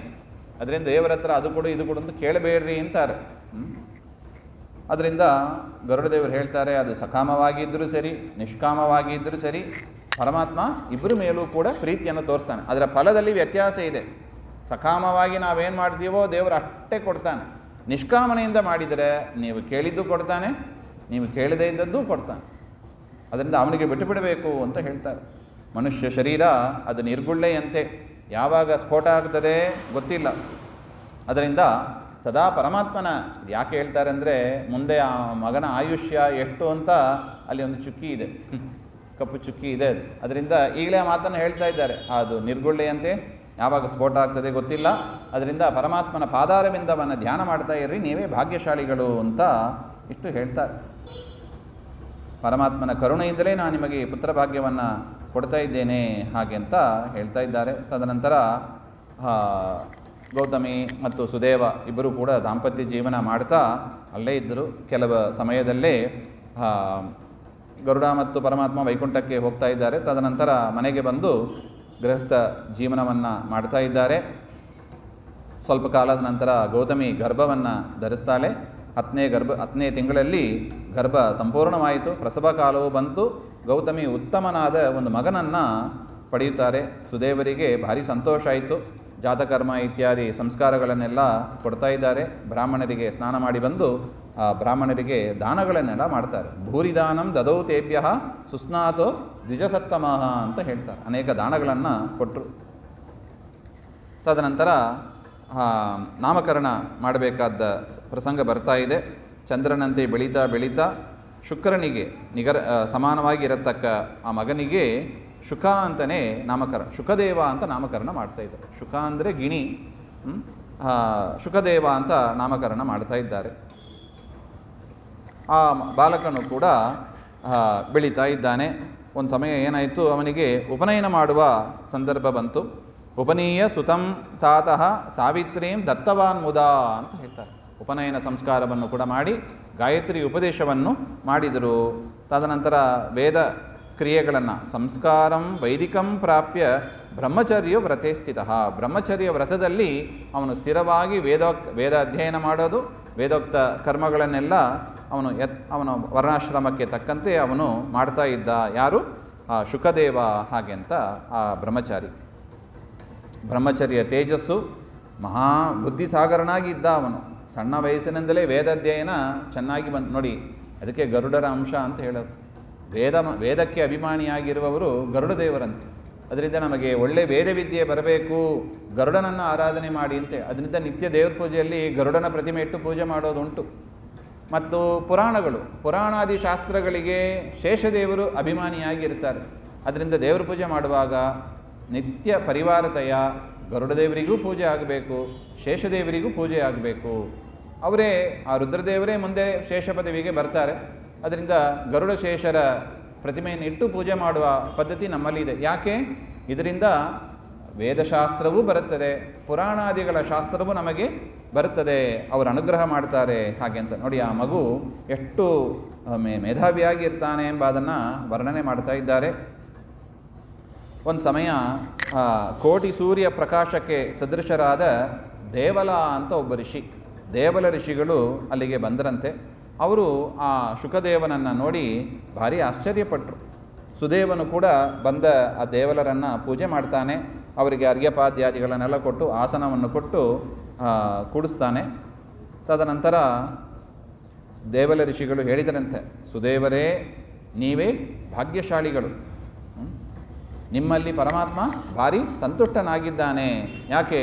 ಇಂಥ ಅದ್ಭುತವಾದ ಜ್ಞಾನಭರಿತವಾದ ಸುಂದರನಾದ ಈ ಮಗನನ್ನು ನೀವು ಪಡೆದಿದ್ದೀರಾ, ನೀವೇ ಭಾಗ್ಯಶಾಲಿ ಹಾಗೆ ಅಂತ. ಏತಾದೃಶ ಸುತಃ ಕಾಪಿ ನ ಕಸ್ಯಾಪ್ಯವಲೋಕಿತಃ, ಇಂಥ ಮಗುವನ್ನು ನಾನು ಎಲ್ಲೂ ಯಾರಲ್ಲೂ ಕೂಡ ಕಂಡಿಲ್ಲ ಅಂತ ಹೇಳ್ತಾರೆ. ಅಂಥ ಅದ್ಭುತವಾದ ಮಗು. ಏನು ಇತ್ತು ಅವನಲ್ಲಿ ಗುಣ? ಶುಕದೇವನಲ್ಲಿ ಹಾಗೆಂದರೆ ವಿನೀತಃ ಬುದ್ಧಿಮಾನ್ ವಾಗ್ಮಿ, ಎಷ್ಟು ವಿದ್ಯೆ ಇದೆಯೋ ಅಷ್ಟೇ ವಿನಯ ಇದೆ ಅಂತ. ವಿನಯ, ಒಳ್ಳೆ ಬುದ್ಧಿವಂತಿಕೆ, ವಾಗ್ಮಿ ಒಳ್ಳೆ ಮಾತನಾಡುವ ಮಾತುಗಾರಿಕೆ ಅಂತಾರೆ ನೋಡಿ. ಮತ್ತು ವೇದಾಧ್ಯಯನಶೀಲವಾನ್, ವಿಶೇಷವಾಗಿ ವೇದಾಧ್ಯಯನ ಮಾಡ್ತಾ ಇದ್ದಾನೆ. ಇಂಥ ಮಗು ಅದು ಅದ್ಭುತ, ನಾನು ನೋಡೇ ಇಲ್ಲ ಹಾಗೆ ಅಂತ. ಏಹಿ ಪುತ್ರ ಕಿಮೇತತ್ತೇ ಕರೆ ಪಶ್ಯಾಮಿ ಕೌತಕಂ ಸಚ್ಛತ್ರಂ ಚಾಮರಯುಗಂ ಕಮಲಂ ಯವ ಸಂಯುತಂ. ಬಾ ಮಗು, ನಿನ್ನ ಕೈಯನ್ನು ನೋಡ್ತೇನೆ ಹಾಗೆ ಅಂತ ಕೈಯನ್ನು ತೋರಿಸ್ತಾ ಇದ್ದಾರೆ. ಹಿಂದಿನ ಕಾಲ ಪದ್ಧತಿ ಅದು. ಆ ಕೈಯಿನಲ್ಲಿ ನೋಡಿ ಲಕ್ಷಣಗಳನ್ನು ಹೇಳ್ತಾ ಇದ್ದರು. ಆ ಕೈಯಲ್ಲಿ ಛತ್ರ ಇತ್ತಂತೆ, ಸಚ್ಛತ್ರಂ ಚಾಮರಯುಗಂ, 2 ಚಾಮರ ಇತ್ತಂತೆ. ಅಂಥ ರೇಖೆಗಳು ಕೈಯಲ್ಲಿ ಕಂಡು ಬರ್ತಾ ಇದೆ ಆ ಶುಕದೇವನ ಕೈಯಲ್ಲಿ. ಛತ್ರ, 2 ಚಾಮರ ಮತ್ತು ಯವದ ರೇಖೆ, ಅದರಿಂದ ಕೂಡಿದ ಒಂದು ಕಮಲ, ಇದೆಲ್ಲವೂ ಕೂಡ ಇತ್ತು ಅಂತ. ಇದೆಲ್ಲ ಶುಭ ಚಿಹ್ನೆಗಳು. ಪರಮಾತ್ಮನ ಕೈಯನ್ನು ನೋಡಿ ನಾರದರು ಹೇಳ್ತಾರೆ ನೋಡಿ, ಭವಿಷ್ಯೋತ್ತರ ಪುರಾಣದಲ್ಲಿ ಪದ್ಮಾವತಿ ಕೈಯನ್ನು ನಾರದರು ನೋಡಿ ಹೇಳಿದರು. ಅವರು ಕೈಯಲ್ಲಿ ಸಾಕ್ಷಾತ್ ಪದ್ಮವೇ ಇದೆ, ನೀನು ಪದ್ಮಾವತಿ ಹಾಗೆ ಅಂತ, ಲಕ್ಷ್ಮೀ ಅಂಶ ಅಂತ ಹೇಳಿದರು ಹಾಗೆ ಅಂತ. ಅದೇ ರೀತಿಯಾಗಿ ಇಲ್ಲಿ ಕೈಯನ್ನು ನೋಡಿ ಅವರು ಎಲ್ಲವನ್ನು ಕಾಣ್ತಾ ಇದ್ದಾರೆ. ಮತ್ತು ಆ ಶುಕದೇವನ ಕೈ ಅದು ಆಣೆಯ ಸೊಂಡಿಲಂತೆ ಮಂಡಿ ತನಕ ಊದಕ ಬಂದಿತ್ತಂತೆ. ಕೈ ಹಾಗಿರಬೇಕು ಅಂತ ಹೇಳ್ತಾರೆ. ಮತ್ತು ಕಣ್ಣು ಕೆಂಪಾಗಿ ಇತ್ತು, ಕೈ ಕಾಳುಗಳು ಎಲ್ಲ ಚೆನ್ನಾಗಿ ಇತ್ತು ಹಾಗೆ ಅಂತ. ಮೈ ಕೂಡ ವಪುಹು ವರ್ತುಲಕಂ ಮಧ್ಯಂ ಅಂತ, ವರ್ತುಲಾಕಾರದಲ್ಲಿ ಇತ್ತು ಅಂತ. ವಲಿತ್ರಯ ವಿಭೂಷಿತಂ ಹಾಗೆ ಅಂತ. ಹೊಟ್ಟೆಯಲ್ಲಿ 3 ಬಲಿತ್ರಯ ಇತ್ತು ಅಂತ ಹೇಳ್ತಾ ಇದ್ದಾರೆ. ಏವಮುಕ್ತ್ವಾ ಸುತಂ ದೃಷ್ಟ್ವಾ ಪುನರಾಹ ಉತ್ಸುಕಂ ದ್ವಿಜಂ. ಅವನ ಕುತ್ತಿಗೆ ಶಂಖದಂಥ ಕುತ್ತಿಗೆ ಇತ್ತು. ಈ ರೀತಿಯಾಗಿ ಎಲ್ಲ ಲಕ್ಷಣಗಳು ಇತ್ತು. ತುಂಗವಕ್ಷ, ಎತ್ತರವಾದ ಎದೆ, ಪೃಥುಗ್ರೀವ, ಉದ್ದವಾದ ಕುತ್ತಿಗೆ, ಸಮಕರ್ಣ, ಸಮವಾದ ಕಿವಿಗಳು. ಈ ರೀತಿಯಾಗಿ ಅದ್ಭುತವಾದ ಲಕ್ಷಣಗಳಿಂದ ಮಗು ಇದ್ದ ಅಂತ ಹೇಳ್ತಾ ಇದ್ದಾರೆ. ಏಕ ಏವ ಮಹಾನ್ ದೋಷಃ ಏನ ಸರ್ವಂ ವೃಥಾಕೃತಂ ಅಂತ ಇಷ್ಟೆಲ್ಲ ಹೇಳಿ ಆ ದೇವಲ ಋಷಿಗಳು ಒಂದು ಮಾತು ಹೇಳಿದ್ರಂತೆ. ಇಷ್ಟೆಲ್ಲ ಲಕ್ಷಣ ಇದೆ, ಆದರೂ ಕೂಡ ಒಂದು ಮಹಾ ದೋಷ ಇದೆ ಅಂತ ಹೇಳಿಬಿಟ್ರು. ಏನು? ಪೂರ್ವಮಾಯು ಪರೀಚ್ಛೇತ ಪಶ್ಚಾಲ್ಲಕ್ಷಣಮಾದಿಶೆ ನಿರಾಯುಷ ಕುಮಾರಸ್ಯ ಲಕ್ಷಣೆ ಕಿಂ ಪ್ರಯೋಜನಂ ಸುದೇವ ತನಯೋಯಂತೆ ದ್ವಾದಶೇ ಹಯನೇ ಜಲೆ ಮೃತ್ಯುಂ ಅಭ್ಯೇಷ್ಯತಿ ತಸ್ಮಾತ್ ತ್ವಂ ಶೋಕಂ ಮಾ ಕುರು ಮಾನಸೇ. 12 ವರ್ಷದಲ್ಲಿ ಇವನು ನೀರಲ್ಲಿ ಮುಳುಗಿ ಪ್ರಾಣವನ್ನು ಕಳ್ಕೊಳ್ಳಿಕ್ಕಿದ್ದಾನೆ. ಅದರಿಂದ ಜ್ಯೋತಿಷವನ್ನು ಹೇಳುವವರು ಮೊದಲು ಏನು ನೋಡಬೇಕು? ಆಯುಷ್ಯವನ್ನು ನೋಡಬೇಕಂತ, ತದನಂತರ ಲಕ್ಷಣಗಳನ್ನು ನೋಡಬೇಕು ಅಂತ ಹೇಳ್ತಾ ಇದ್ದಾರೆ. ಎಷ್ಟೆಲ್ಲ ಲಕ್ಷಣ ಹೇಳಿ ಅದು ಇದೆ ಇದು ಇದೆ ಅಂತ ಹೇಳಿ ಕೊನೆಯಲ್ಲಿ ಆಯುಷ್ಯವೇ ಇಲ್ಲ ಅಂತ ಹೇಳಿದರೆ ಏನು ಉಪಯೋಗ ಬಂತು? ಅದರಿಂದ ಮೊದಲು ಲಕ್ಷಣನ ಹೇಳಿಕ್ಕೆ ಹೋಗೋದಿಲ್ಲ, ಮೊದಲು ಆಯುಷ್ಯವನ್ನು ಹೇಳ್ತಾರೆ. ಈ ನಿನ್ನ ಮಗನಿಗೆ ದೇವಲ ಋಷಿಗಳ ಮಾತು, 12 ವರ್ಷದಲ್ಲಿ ಇವನು ಮೃತನಾಗ್ತಾನೆ ಹಾಗೆ ಅಂತ. ಅದರಿಂದ ನೀನು ಮನಸ ದುಃಖವನ್ನು ಪಡಬೇಡ ಹಾಗೆ ಅಂತ. ನೋಡಿ ಎಷ್ಟು ಚೆನ್ನಾಗಿದೆ ನಮ್ಮ ಹಿರಿಯರ ಜ್ಞಾನ ಅಂದರೆ, ಪರೀಕ್ಷಿತ ರಾಜನಿಗೂ ಕೂಡ ಹೀಗೆ ಆಯ್ತಂತೆ. ಹುಟ್ಟಿದ ಕೂಡಲೇ ಜಾತಕರ್ಮ ಮಾಡ್ತಾರೆ. ಆಗಲೂ ಕೂಡ ಋಷಿಗಳು ಹಾಗೆ ಹೇಳಿದ್ರಂತೆ, ಇವನು ಆ ಸರ್ಪ ತಕ್ಷಕ ಕಚ್ಚಿ ಸಾಯ್ತಾನೆ ಹಾಗೆ ಅಂತ. ಹುಟ್ಟಿದ ಕೂಡಲೇ ಎಲ್ಲ ಪೂರ್ವ ನಿರ್ಣೀತಾಂಬ ಅದಕ್ಕೆ ಇದೇ ಸಾಕ್ಷಿ. ನೋಡಿ ನಾವೇನು ಕರ್ಮವನ್ನು ಮಾಡ್ಕೊಂಡು ಬಂದಿರ್ತೀವಿ ಅದೆಲ್ಲವೂ ನಮ್ಮ ಕುಂಡಲಿಯಲ್ಲಿ ಗೊತ್ತಾಗ್ತದೆ ಹಾಗೆ ಅಂತ. ಅದರಿಂದ ನೀನು ದುಃಖ ಪಡಬೇಡ ಹಾಗೆ ಅಂತ ಇಷ್ಟು ಮಾತನ್ನು ಹೇಳಿ ನೋಡಿ ಎಷ್ಟು ಹೇಳ್ತಾರೆ ನೋಡಿ. ಅವಶ್ಯಂ ಭಾವಿನೋ ಭಾವ ಭವಂತ್ಯೇವನ ಸಂಶಯ. ಇದೇನೋ ಆಗ್ತದೋ, ಜ್ಯೋತಿಷ ನಂಬಬೇಕೋ ಬೇಡವೋ ಆ ಥರ ಎಲ್ಲ ನೀನು ಸಂಶಯ ಪಡಬೇಡ, ಈ ಮುಂದೆ ನಾನು ಹೇಳಿದ್ದು ಹಾಗೇ ಆಗ್ತದೆ ಅಂತ ಹೇಳಿ ದೇವಲ ಋಷಿಗಳು ಅಲ್ಲಿಂದ ಬ್ರಹ್ಮದೇವರ ಲೋಕಕ್ಕೆ ಹೋದರು ಅಂತ ಹೇಳ್ತಾ ಇದ್ದಾರೆ. ಈ ಗೌತಮಿ ಸಹಿತವಾಗಿ ಸುದೇವ ಮತ್ತೆ ಭೂಮಿಗೆ ಬಿದ್ದರಂತೆ. ಅವರಿಂದ ಮತ್ತೆ ಸಹನೆ ಮಾಡಿಕೊಳ್ಳಿಕ್ಕಾಗಿಲ್ಲ. ಕೆಲವು ಕಾಲ ನಂತರ ಎಚ್ಚೆತ್ತುಕೊಂಡು ಮತ್ತು ದೇವಲ ಋಷಿಗಳು ಹೇಳಿದ ಮಾತು ಅವರಿಗೆ ನೆನಪಾಯಿತು. ಗೌತಮಿಯನ್ನು ಮಡಿಯಲ್ಲಿ ಕುಡಿಸಿಕೊಂಡು ಅವರು ಪ್ರೀತಿಸ್ತಾ ಇದ್ದಾರೆ. ಆಗ ಗೌತಮಿ ಹೇಳ್ತಾಳೆ, ದ್ವಿಜರಾಜರೇ, ಮುಂದೆ ಆಗಲಿಕ್ಕಿರುವ ವಿಷಯವನ್ನು ಕುರಿತು ನೀವು ಚಿಂತಾಕ್ರಾಂತರಾಗಬೇಡಿ, ಹೆದರಬೇಡಿ ಹಾಗೆ ಅಂತ. ಯಾಕೆ? ಯಾವುದು ನಡೀಬಾರ್ದೋ ಅದು ಯಾವತ್ತೂ ನಡೆಯೋದೇ ಇಲ್ಲ. ಯಾವುದು ನಡಿಬೇಕೋ ಅದು ನಡೆದೇ ನಡೀತದೆ. ಎಷ್ಟು ಚಂದ ಇದೆ ನೋಡಿ ಮಾತು. ನ ಭಾವ್ಯಂ ಭವಿತಾ ಕುತ್ರ ಭಾವ್ಯಮೇವ ಭವಿಷ್ಯತಿ. ಯಾವುದು ಆಗಬಾರ್ದೋ ಅದು ಆಗೋದಿಲ್ಲ, ಯಾವುದು ಆಗಬೇಕೋ ಅದು ಆಗೇ ಆಗ್ತದೆ. ಇದು ಲೋಕದ ನಿಯಮ. ಇದು ಕಿಮ್ನು ದುಃಖ ಮಾಪನ್ನ, ದುಃಖ ಯಾಕೆ ಪಡಿತೀರಿ ಇದಕ್ಕೆ ಹಾಗೆ ಅಂತ ಗೌತಮಿ ಸಾಂತ್ವನ ಮಾಡ್ತಾ ಇದ್ದಾರೆ. ನೋಡಿ ಎಷ್ಟು ಚಂದ ಇದೆ ನೋಡಿ. ನಮ್ಮಲ್ಲಿ ಪತ್ನಿ ಅಂತ ಶಬ್ದವನ್ನು ಬಳಸ್ತೀವಿ, ಪತಿ ಪತ್ನಿ ಹಾಗೆ ಅಂತ. ಪತಿ ಅಂದರೆ ಯಾರು? ಪಾಲಯತಿ ಇತಿ ಪತಿ. ಇಡೀ ಕುಟುಂಬವನ್ನು ರಕ್ಷಣೆ ಮಾಡತಕ್ಕವನನ್ನು ಪತಿ ಅಂತ ಕರಿತೀವಿ. ಈ ಮಡದಿಗೆ ಪತ್ನಿ ಅಂತ ಯಾಕೆ ಹೆಸರು ಬಂತು? ಪತ್ನಿ ಅಂದರೆ ಏನರ್ಥ ಹಾಗೆಂದರೆ ಪತಿಂ ನಯತಿ ಇತಿ ಪತ್ನಿ ಅಂತ ಹೇಳ್ತಾರೆ. ಪತಿಂ ಹರಿಂ ಪ್ರತಿ ನಯತಿ ಇತಿ ಪತ್ನಿ ಹಾಗೆ. ಪತಿಯನ್ನು ಪರಮಾತ್ಮನ ಕಡೆ ಕರೆದೊಯ್ಯುವವಳೇ ನಿಜವಾದ ಪತ್ನಿ ಹಾಗೆ ಅಂತ. ಅದಕ್ಕೆ ಧರ್ಮಪತ್ನಿ ಅಂತಲೇ ಹೆಸರು. ಯಾಕೆ? ಧರ್ಮ ಮಾರ್ಗದಲ್ಲಿ ಧರ್ಮಾಚರಣೆಯನ್ನು ಮಾಡಿ ಪರಮಾತ್ಮನತ್ರ ಯಾರು ಕರೆದೊಯ್ತಾರೋ ಅವರೇ ನಿಜವಾದ ಪತ್ನಿಯರು ಹಾಗೆ ಅಂತ. ಪತಿಯಾದವ ಅವನು ಕೂಡ ಹೆಂಡತಿ ಮಕ್ಕಳನ್ನು ಪರಮಾತ್ಮನ ಕಡೆ, ಅದೇ ನಿಜವಾದ ರಕ್ಷಣೆ, ನಿಜವಾದ ಪಾಲಕನಾದ ಪರಮಾತ್ಮನತ್ರ ಕರೆದೊಯ್ಯೋದೇ ಪತಿಯ ಲಕ್ಷಣ. ಪತ್ನಿ ಅಂದರೆ ಸಂಸ್ಕೃತದಲ್ಲಿ ಹಾಗೇ ಇದೆ, ಪತಿಂ ನಯತಿ ಇತಿ ಪತ್ನಿ. ಭಾಗವತದಲ್ಲೂ ಕೂಡ ಹೀಗೆ ವ್ಯಾಖ್ಯಾನ ಮಾಡಿದ್ದಾರೆ. ಅದರಿಂದ ಗೌತಮಿ ಎಷ್ಟು ಚೆನ್ನಾಗಿ ಪತಿಯನ್ನು ಪ್ರಚೋದನೆ ಮಾಡ್ತಾ ಇದ್ದಾರೆ ನೋಡಿ. ನಳಮಹಾರಾಜನ ಚರಿತ್ರೆಯನ್ನು ನೋಡಿ, ರಾಮಚಂದ್ರನ ಚರಿತ್ರೆಯನ್ನು ನೋಡಿ, ಯುಧಿಷ್ಠಿರನನ್ನು ನೋಡಿ, ಯಾರು ದುಃಖಪಟ್ಟಿಲ್ಲವೇ? ಎಲ್ಲರೂ ದುಃಖಪಟ್ಟಿದ್ದಾರೆ. ಅದರಿಂದ ಇನ್ನು ಬಲಿಚಕ್ರವರ್ತಿ, ಯಾದವರ ನಾಶ, ಹಿರಣ್ಯಾಕ್ಷ, ವೃತ್ರಾಸುರ ಎಲ್ಲ ಕಥೆಯನ್ನು ಹೇಳ್ತಾ ಇದ್ದಾರೆ. ಕಾರ್ತವೀರ್ಯಾರ್ಜುನ ತಲೆ ತುಂಡಾಗಲಿಲ್ಲವೇ? ರಾವಣನ ತಲೆ ತುಂಡಾಗಲಿಲ್ಲವೇ? ರಾಮಚಂದ್ರ ನಾಟಕಕ್ಕಾಗಿ ಸೀತೆಯನ್ನು ಕಾಡಲ್ಲಿ ಬಿಟ್ಟು ದುಃಖಪಡ್ತಾ ಇಲ್ಲವೇ ಹಾಗೆಂತ. ರಾಜಋಷಿಯಾದ ಪರೀಕ್ಷಿತ್ ಅವನು ಕೂಡ ಸಾಯಲಿಲ್ಲವೇ ತಕ್ಷಕದಿಂದ ಹಾಗೆಂತ. ಈ ರೀತಿಯಾಗಿ ಯಾವುದು ಆಗಬೇಕೋ ಅದು ಆಗೇ ಆಗ್ತದೆ, ಯಾವುದು ಆಗಬಾರ್ದೋ ಅದು ಆಗೋದಿಲ್ಲ. ಇದು ಪರಮಾತ್ಮನ ನಿಯಮ ಇದು ಹಾಗೆ ಅಂತ. ಅತಃ ಉತ್ತಿಷ್ಠ ಹೇನಾಥ ಹರಿಂಭಜ ಸನಾತನಂ. ಅದರಿಂದ ಸನಾತನನಾದ ಸನಾತನ ಧರ್ಮ ಅದು. ಪರಮಾತ್ಮನನ್ನು ನೀನು ಸದಾ ಆರಾಧನೆ ಮಾಡು. ಶರಣ್ಯಂ ಸರ್ವಜೀವಾನಾಂ ನಿರ್ವಾಣ ಪದದಾಯಕಂ.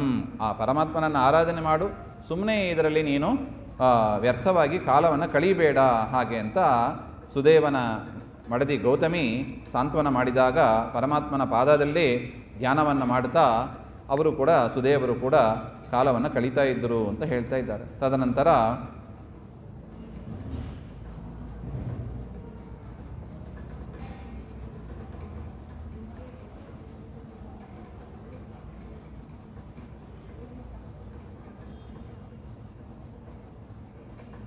ಆ ದಿವಸವೂ ಬಂತು, 12ನೇ ದಿವಸವೂ ಬಂತು, 12ನೇ ವರ್ಷವು. ಅವನು ಮೃತನಾಗ್ತಾನೆ. ನೀರಲ್ಲಿ ಆಡಬೇಕು ಅಂತ ಸುದೇವ ಕಾಡಿಗೆ ದರ್ಬೆಯನ್ನು ತರೋದಕ್ಕಾಗಿ ಹೋಗ್ತಾ ಇದ್ದಾರೆ. ಶುಕದೇವ ಆಟ ಆಡ್ತಾ ಗೆಳೆಯರ ಜೊತೆಗೆ ಬಾವಿಯಲ್ಲಿ ಇಳಿತಾನೆ. ಯಾರು ಆಳಕ್ಕೆ ಹೋಗ್ತಾರೆ ಹಾಗೆಂತ ಏನೋ ಸ್ಪರ್ಧೆ ಮಾಡಿಕೊಂಡು ಆಳಕ್ಕೆ ಹೋಗ್ತಾನೆ. ಅಲ್ಲೇ ಮುಳುಗಿ ಹೋಗ್ತಾನೆ, ಮೇಲಕ್ಕೆ ಬಂದೇ ಇಲ್ಲ ಹಾಗೆ ಅಂತ. ಅವನ ಮೃತ ಸಂದೇಶವನ್ನು ಕೇಳಿ ಮತ್ತೆ ದೃಢಧನ್ವ ಭಾರಿ ದುಃಖಿತನಾಗ್ತಾ ಇದ್ದಾನೆ.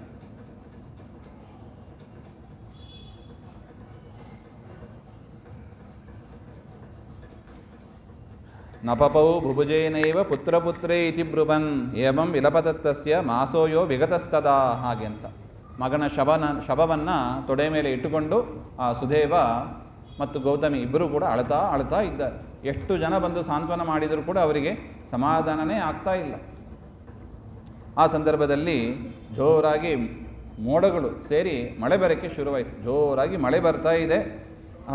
ಇವರು ಪುತ್ರ ಪುತ್ರ ಅಂತ ಪುತ್ರ ಶೋಕದಿಂದ ದುಃಖ ಪಡ್ತಾ ಇದ್ದಾರೆ. ಈ ರೀತಿಯಾಗಿ 1 ತಿಂಗಳು ಕಳೀತಂತೆ. ಈ ರೀತಿಯಾಗಿ 1 ತಿಂಗಳು ಕಳೀತು. ಆಗ ಪರಮಾತ್ಮ ಪ್ರತ್ಯಕ್ಷನಾದನಂತೆ. ಶ್ರೀಕೃಷ್ಣ ವಲ್ಲಭೋ ಮಾಸಃ ಸೋಭವತ್ ಪುರುಷೋತ್ತಮ ಅಜಾನತೋಪಿ ತಪಸಿ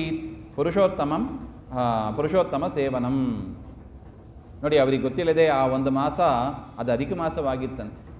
ಅಧಿಕ ಮಾಸದಲ್ಲಿ ಅನಾಯಾಸವಾಗಿ ಸ್ನಾನ ಮತ್ತು ಉಪವಾಸ ಎರಡನ್ನೂ ಕೂಡ ಗೊತ್ತಿಲ್ಲದೆ ಮಾಡಿದ್ದಾರೆ. ಯಾರು? ಆ ಸುದೇವ ಮತ್ತು ಗೌತಮಿ. ಅದರ ಪ್ರಭಾವ ಏನಾಯಿತು? ಕೃಷ್ಣ ಪ್ರತ್ಯಕ್ಷನಾದ. 1 ತಿಂಗಳು ಆದ ಬಳಿಕ ಅದು ಪುರುಷೋತ್ತಮ ಮಾಸ, ಅದರಿಂದ ಕೃಷ್ಣನೇ ಪ್ರತ್ಯಕ್ಷನಾದ ಅಂತ ಹೇಳ್ತಾ ಇದ್ದಾರೆ. ಪರಮಾತ್ಮ ತಾನೇ ಬಂದ ಅಂತ. ಬಂದ ಕೂಡಲೇ ಸುದೇವ ದಂಡವತ್ ನಮಸ್ಕಾರ ಮಾಡ್ತಾರೆ. ಕೃಷ್ಣನಿಗೆ ನಮಸ್ಕಾರ ಮಾಡ್ತಾ ಇದ್ದಾರೆ. ಸ್ವಾಮಿ ಮಮಾಸ್ತಿ ವಿಚಿಂತಯನ್, ಶ್ರೀಕೃಷ್ಣ ಏವ ಶರಣಂ ಮಮಾಸ್ತಿ ವಿಚಿಂತಯನ್. ಕೃಷ್ಣನೇ ನಮಗೆ ಶರಣು ಹಾಗೆ ಅಂತ ಪರಮಾತ್ಮನನ್ನು ಚಿಂತನೆ ಮಾಡ್ತಾ ಅವರು ನಮಸ್ಕಾರವನ್ನು ಮಾಡ್ತಾರೆ ಸುದೇವ. ಆಗ ಪರಮಾತ್ಮ ಹೇಳಿದನಂತೆ, ಭೋಭೋ ಸುದೇವ ಧನ್ಯೋಸಿ ಭಾಗ್ಯವಾನ್ ಸಾಂಪ್ರತಂ ಭವಾನ್ ತ್ವದ್ಭಾಗ್ಯಂ ವರ್ಣಿತಂ ಕೋವಾ ಸಮರ್ಥಃ ಭುವನತ್ರಯೇ. ಹೇ ಸುದೇವ, ನೀನು ಭಾಗ್ಯಶಾಲಿಯಾಗಿದ್ದಿ, ನೀನೇ ಅದೃಷ್ಟವಂತನಾಗಿದ್ದಿ. ನಿನ್ನ ಅದೃಷ್ಟವನ್ನು ವರ್ಣನೆ ಮಾಡಲು 3 ಲೋಕದಲ್ಲಿ ಯಾರಿಗೆ ಸಾಮರ್ಥ್ಯ ಇದೆ? ಯಾಕೆ ಸ್ವಾಮಿ, ಏನಾಯಿತು? ನಾನು ಪಾಡಿಗೆ ಮಗನನ್ನು ಕಳ್ಕೊಂಡು ಅಳ್ತಾ ಕೂತಿದ್ದೀನಿ, ನೀವೇನೋ ಪುಣ್ಯಶಾಲಿ ಭಾಗ್ಯವಂತ ಅಂತ ಏನೋ ಅರ್ಥನೇ ಆಗ್ತಾ ಇಲ್ಲ ನಿಮ್ಮ ಮಾತು ಹಾಗೆಂಬ ದೃಷ್ಟಿಯಲ್ಲಿ ಪರಮಾತ್ಮ ಹೇಳಿದ. ಅದಕ್ಕೆ ಪರಮಾತ್ಮ ಹೇಳಿದನಂತೆ, ನಿನಗೆ ಏನಾಗ್ತಾ ಇದೆ ಅಂತ ನಾನು ಹೇಳ್ತೀನಿ ಕೇಳು. ಬ್ರಾಹ್ಮಣ, ನಿನ್ನ ಮಗ 12,000 ವರ್ಷ ಆಯುಷ್ಯ ಉಳ್ಳವನಾಗಿ ಅವನು ಬದುಕ್ತಾನೆ. ನಿನ್ನ ಮಗ ಶುಕದೇವ ಇದ್ದಾನಲ್ಲ, 12,000 ವರ್ಷ ಆಯುಷ್ಯ ಉಳ್ಳವನಾಗಿ ಅವನು ಬದುಕ್ತಾನೆ, ಇದರಲ್ಲಿ ಸಂಶಯ ಬೇಡ ಹಾಗೆ ಅಂತ. ಈ ಒಂದು ನಿನ್ನ ಮಗನನ್ನು ನೋಡಿ, ತವ ಪುತ್ರ ಮುಖಂ ದೃಷ್ಟ ದೇವಗಂಧರ್ವ ಮಾನವಾಹ, ದೇವತೆಗಳು, ಗಂಧರ್ವರು, ಮನುಷ್ಯರು ಎಲ್ಲರೂ ಕೂಡ ಆಗಬೇಕ್ರಿ, ಪುತ್ರ ಸಂತಾನ ಆಗಬೇಕು. ನೋಡಿ, ಆ ಶುಕದೇವ ಇದ್ದ ನೋಡಿ, ಆ ರೀತಿಯಾದ ಮಗ ಆಗಬೇಕು ಅಂತ ಎಲ್ಲರೂ ಬಯಸ್ತಾರೆ. ಆ ರೀತಿಯಾದ ಮಗ ನಿನಗೆ ಆಗ್ತಾನೆ ಹಾಗೆ ಅಂತ ಪರಮಾತ್ಮ ಭವಿಷ್ಯವನ್ನು ನುಡಿದು ಮತ್ತೊಂದು ಇತಿಹಾಸವನ್ನು ಹೇಳ್ತಾನಂತೆ. ನೋಡಿ, ಮಕ್ಕಳು ಆಗಬೇಕು ಅಂತ ಹಠ ಇರ್ತದೆ. ಮದುವೆ ಆದ ಕೂಡಲೇ ಮಕ್ಕಳಾಗಬೇಕು ಅಂತ ಹಠ ಇರ್ತದೆ. ಆದರೆ ಅದು ಎಷ್ಟರ ಮಟ್ಟಿಗೆ ಸಾಧ್ಯವಾಗ್ತದೆ, ಅದೇ ಹಣೆಯ ಬರಹ ಅಂತ ಹೇಳ್ತಾರೆ ನೋಡಿ, ಅದನ್ನು ನೋಡಬೇಕು ಹಾಗೆ ಅಂತ. ಈ ವಿಚಾರದಲ್ಲಿ ಮಾರ್ಕಂಡೇಯ ಋಷಿಗಳು ರಘು ಮಹಾರಾಜನಿಗೆ, ರಘುಕುಲದಲ್ಲಿ ಸೂರ್ಯವಂಶದಲ್ಲಿ ಬಂದ ರಾಜ, ಆ ಮಾರ್ಕಂಡೇಯರು ರಘುರಾಜನಿಗೆ ಹೇಳಿದ ವಿಚಾರವನ್ನು ನಾನು ನಿನಗೆ ಹೇಳ್ತೇನೆ ಅಂತ ಪರಮಾತ್ಮ ಸುದೇವರಿಗೆ ಹೇಳ್ತಾ ಇದ್ದಾರೆ. ಧನು ಅಂತ ಒಬ್ಬ ಋಷಿಗಳು ಇದ್ದರಂತೆ. ಧನು ಅಂತ ಒಬ್ಬ ಋಷಿಗಳು, ಅವರಿಗೂ ಮಕ್ಕಳಿಲ್ಲ. ಪುತ್ರಂ ಅನ್ವಿಚ್ಛ ತಪಸ್ತೇಪೇ ಸುಧಾರುಣಂ ಹಾಗೆ ಅಂತ. ಅವರಿಗೂ ಕೂಡ ಮಗ ಬೇಕು ಅಂತ ತಪಸ್ ಮಾಡಿದರಂತೆ. ಮಕ್ಕಳಾಗಲಿಲ್ಲ ಅಂದರೆ ನಮಗೆ ಏನು ಬೇಕು ಅಂದರೂ ಕೂಡ ಏನು ಮಾಡಬೇಕು? ತಪಸ್ ಮಾಡಬೇಕಷ್ಟೆ. ತಪಸ್ಸು ಮಾಡಿದರೆ ಇಂಥದ್ದು ಸಿಗಲ್ಲ ಅಂತ ಇಲ್ಲ. ಅದಕ್ಕೆ ಬ್ರಾಹ್ಮಣರಿಗೆ, ದೊಡ್ಡ ಬ್ರಾಹ್ಮಣರಿಗೂ ಅಂತಿಲ್ಲ, ಎಲ್ಲ ವರ್ಣದವರಿಗೂ, ಮನುಷ್ಯರಿಗೆ, ಪ್ರತಿಯೊಬ್ಬ ಮನುಷ್ಯನಿಗೂ ಕೂಡ ಸಿದ್ಧಿದಾಯಕ ಯಾವುದು? ತಪಸ್ಸು. ಕೇಳ್ಬೋದು, ಅಲ್ಲವೇ ತಪಸ್ ಮಾಡ್ದಾಗ ಓದಿದರೆ ಹೊಟ್ಟೆಪಾಡು ಏನು ಅಂತ. ಅದು ಅವರವರಿಗೆ ಬಿಟ್ಟದ್ದು. ನಿಮಗೆ ಇಷ್ಟಾರ್ಥ ಬೇಕು, ನೀವು ಏನು ಪಡೆದರೂ ಅದು ಎಲ್ಲವನ್ನು ಕೊಡತಕ್ಕದ್ದು ತಪಸ್ಸು ಹಾಗೆ ಅಂತ. ಈ ರೀತಿಯಾಗಿ ಅವರು ತಪಸ್ಸನ್ನು ಮಾಡಿದ್ರಂತ. ಆ ಧನು ಎನ್ನತಕ್ಕ ಋಷಿಗಳು 1000 ವರ್ಷ ತಪಸ್ ಮಾಡಿದ್ರಂತ. ತದನಂತರ ದೇವತೆಗಳು, ಇಂದ್ರಾದಿ ದೇವತೆಗಳು ಪ್ರತ್ಯಕ್ಷರಾಗ್ತಾರೆ. ಪ್ರತ್ಯಕ್ಷರಾಗಿ ಏನು ಬೇಕು ಅಂತ ಕೇಳಿದಾಗ ಮಗ ಬೇಕು ಅಂತ ಕೇಳ್ತಾರೆ. ಅವರು ಹೇಳಿದರಂತೆ, ಇವರು ಧನು ಋಷಿಗಳು ಏನು ಕೇಳ್ತಾರೆ ನೋಡಿ, ಮಗ ಬೇಕು, ಆ ಮಗ ಸಾಯಲೇಬಾರ್ದು ಹಾಗೆ. ನೋಡಿ, ಪ್ರತಿಯೊಬ್ಬರ ತಂದೆ ತಾಯಿಗೂ ಇರುವ ಒಂದು ಅಭಿಲಾಷೆ ಇದು, ಮಕ್ಕಳು ಬೇಕು, ಮಕ್ಕಳು ಸಾಯಬಾರ್ದು ಹಾಗೆ. ದೇವತೆಗಳು ಹೇಳಿದ್ರಂತೆ, ಅದು ಆಗೋದಿಲ್ಲಪ್ಪ. ಯಾಕೆ? ನಾವೇ ಒಂದಲ್ಲ ಒಂದಿನ ಸಾಯ್ಲಿಕ್ಕಿದ್ದೀವಿ, ನಿಮಗೇನು ಸಾಯಲೇಬಾರ್ದು ಅಂತ ಹೊರ ಕೊಡಲಿಕ್ಕೆ, ನಮ್ಮಿಂದ ಆಗೋದಿಲ್ಲ ಅದು ಹಾಗೆ. ಈ ರೀತಿಯಾಗಿ ಹೇಳಿದಾಗ ಆಯಿತು, ಏನಾದ್ರು ಒಂದು ನಿಯಮವನ್ನು ಇಟ್ಟುಕೊಂಡು ವರ ಕೊಡಿ ಹಾಗೆ ಅಂತ ಹೇಳಿದಾಗ ದೇವತೆಗಳು ಯೋಚನೆ ಮಾಡಿ ಹೇಳಿದರಂತೆ, ಅಲ್ಲಿ ಒಂದು ಬೆಟ್ಟ ಇತ್ತು. ಈ ಬೆಟ್ಟ ಇರುವಷ್ಟು ಕಾಲ ನಿನ್ನ ಮಗ ಬದುಕಿರ್ತಾನೆ ಹಾಗೆ ಅಂತ ಹೇಳಿದ್ರಂತೆ. ಹೌದಾನೆ, ಬೆಟ್ಟ ನೋಡಿ ಯುಗ ಯುಗವಾಗಿ ಇರುತ್ತವೆ ಬೆಟ್ಟ. ಈ ಶ್ರೀನಿವಾಸ ತಿರುಪತಿ ಬೆಟ್ಟ ನೋಡಿ, ಆ ಚತುರ್ಯುಗ ಬೆಟ್ಟ ಅಂತಲೇ ಪ್ರಸಿದ್ಧ. ಅದು ಯುಗ ಯುಗದಲ್ಲಿ ಇರತಕ್ಕ ಬೆಟ್ಟ ಅದು. ಆಯಿತು ಅಂತ ಧನು ಋಷಿಗಳಿಗೂ ಕೂಡ ಸಂತೋಷವಾಯಿತು. ಆಯಿತು, ಬೆಟ್ಟ ಇರುವಷ್ಟು ನನಗೆ ಮಗನನ್ನು ಕೊಡಿ ಹಾಗೆ ಅಂತ ಕೇಳಿ ಆಯಿತು ಅಂತ ದೇವತೆಗಳು ಅನುಗ್ರಹ ಮಾಡಿ ಹೋಗ್ತಾರೆ. ಮಗನು ಕೂಡ ಹುಟ್ಟಿದ. ಅವನಿಗೂ ಕೂಡ ಬೆಳೀತಾ ಬೆಳೀತಾ ಅವನಿಗೆ 16 ವರ್ಷ ಆಯಿತು. ಉಪನಯನ ಇತ್ಯಾದಿ ಎಲ್ಲವನ್ನು ಕೂಡ ಮಾಡಿದ್ದಾನೆ. ಆದರೆ ಅಲ್ಲಲ್ಲಿ ಹೋಗಿ ಚೇಷ್ಟೆ ಮಾಡೋದು, ಋಷಿಗಳ ಹತ್ರನೇ ಚೇಷ್ಟೆ ಮಾಡೋದು. ಅವನ ತಂದೆ ಧನು ಋಷಿಗಳು ಬೈದರಂತೆ, ನೋಡಪ್ಪ ಋಷಿಗಳಿಗೆ ಮುನಿಗಳಿಗೆ ಆ ರೀತಿಯಾಗಿ ನೀನು ತೊಂದರೆಗಳನ್ನು ಕೊಡಬಾರದು ಹಾಗೆ. ಅಷ್ಟು ಹೇಳಿದರೂ ಕೂಡ ಅವನು ತಂದೆ ಮಾತನ್ನು ಕೇಳ್ತಾ ಇಲ್ಲ. ಯಾಕೆ? ಅವನಿಗೆ ಮನಸ್ಸಿನಲ್ಲಿ ಗೊತ್ತಾಗೋಯ್ತು, ನಾನು ಸಾಯೋದಿಲ್ಲ, ನಾನು ದೀರ್ಘಕಾಲ ಬದುಕ್ತೇನೆ ಹಾಗೆ ಅಂತ ಅವನಿಗೆ ಅಹಂಕಾರ ಬಂದೋಯ್ತು. ಅದರಿಂದ ಏನು ಮಾಡಿದ ಅವನು? ಹೋಗಿ ದೊಡ್ಡವರಿಗೆ ತೊಂದರೆ ಕೊಡ್ತಾ ಇದ್ದ. ಒಂದು ಸಲ ಏನಾಯಿತು, ಮಹಿಷ ಅಂತ ಒಂದು ಋಷಿಗಳು ಬಂದರಂತೆ. ಅವರು ಶಾಲಿಗ್ರಾಮ ಇಟ್ಕೊಂಡು ಪೂಜೆ ಮಾಡ್ತಾ ಇದ್ದರು. ಶಾಲಿಗ್ರಾಮ ಅಂತ ತೆಗೆದುಕೊಂಡು ಓಡೋಗ್ಬಿಟ್ಟ ಈ ಹುಡುಗಿ ತೊಗೊಂಡೋಗಿ ಬಾವಿಯಲ್ಲಿ ಹಾಕ್ಬಿಟ್ಟ. ಅವರಿಗೆ ಭಾರಿ ಸಿಟ್ಟು ಬಂದೋಯ್ತು. ನೀನು ಸತ್ತೋಗು, ಮೃತನಾಗು ಅಂತ ಶಾಪ ಕೊಡ್ತಾರೆ. ನೋಡಿದರೆ ಪುಣ್ಯಾತ್ಮ ಸಾಯಲೇ ಇಲ್ಲ. ಒಂದು ಸಲ ಯೋಚನೆ ಮಾಡಿದರು, ಯಾಕೆ ಇವನು ಸಾಯ್ತಾ ಇಲ್ಲ? ಆಗ ಗೊತ್ತಾಯಿತು, ದೇವತೆಗಳು ವರ ಇದೆ, ಬೆಟ್ಟ ಇರುವಷ್ಟು ಕಾಲ ಇವನು ಸಾಯೋದಿಲ್ಲ ಹಾಗೆ ಅಂತ. ದೀರ್ಘವಾದ ಉಸಿರು ಬಿಟ್ರಂತೆ ಮಹಿಷ ಋಷಿಗಳು. ಅವರ ಶ್ವಾಸದಿಂದ ಕೋಟಿ ಕೋಟಿ ಎಮ್ಮೆಗಳು, ಮಹಿಷಗಳು ಹೊರಗೆ ಬಂದವು. ಎಲ್ಲವೂ ಹೋಗಿ ಆ ಬೆಟ್ಟವನ್ನು ಪುಡಿ ಪುಡಿ ಪುಡಿ ಪುಡಿ ಮಾಡಿದವು. ಮಗನು ಕೂಡ ಸತ್ತ. ಈ ರೀತಿಯಾಗಿ ಧನು ಋಷಿಯ ಮಗ ಸತ್ತ ಅಂತ ಹೇಳ್ತಾ ಇದ್ದಾರೆ.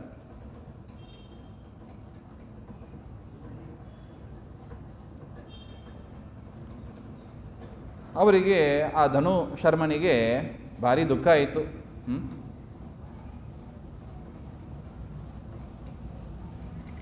ಶಿತೆಯಲ್ಲಿ ತಾವು ಕೂಡ ಹಾರಿ ಮಗನಿಗೆ ಕ್ರಿಯೆಗಳನ್ನು ಮಾಡಿ ತಾವು ಕೂಡ ಆ ಶಿತೆಯಲ್ಲೇ ಹಾರಿ ಪ್ರಾಣವನ್ನು ಕಳ್ಕೊಂಡ್ರು ಹಾಗೆ ಅಂತ ಹೇಳ್ತಾ ಇದ್ದಾರೆ. ಈ ರೀತಿಯಾಗಿ ಏವಂ ಹಠಾತ್ ಸಪುತ್ರ ಏನ ಸುಖಂ ಯಾಂತಿ ಕುತ್ರಚಿತ್.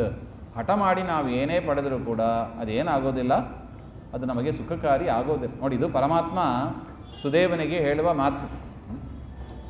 ಅದರಿಂದ ಸುದೇವ ತಪೋನಿಧಿಯೇ, ಗರುಡನ ಪ್ರಸಾದದಿಂದ ನಿನಗೆ ಈ ಮಗ ಆಗಿದ್ದಾನೆ. ಈ ಶುಕದೇವ ಇದ್ದಾನಲ್ಲ, ಗರುಡನ ಪ್ರಸಾದದಿಂದ ನಿನಗೆ ಆಗಿರುವ ಮಗ, ನಿನಗಾದರೂ ಇವನು ದೀರ್ಘಾಯುಷಿ ಆಗ್ತಾನೆ. ಯಾಕೆ? ನೀನು ಪುರುಷೋತ್ತಮ ಮಾಸದ ವ್ರತವನ್ನು ಮಾಡಿದ್ಯಾ, ನೀನು ಗೊತ್ತಿಲ್ಲದೆ ಮಾಡಿದ್ದಿ.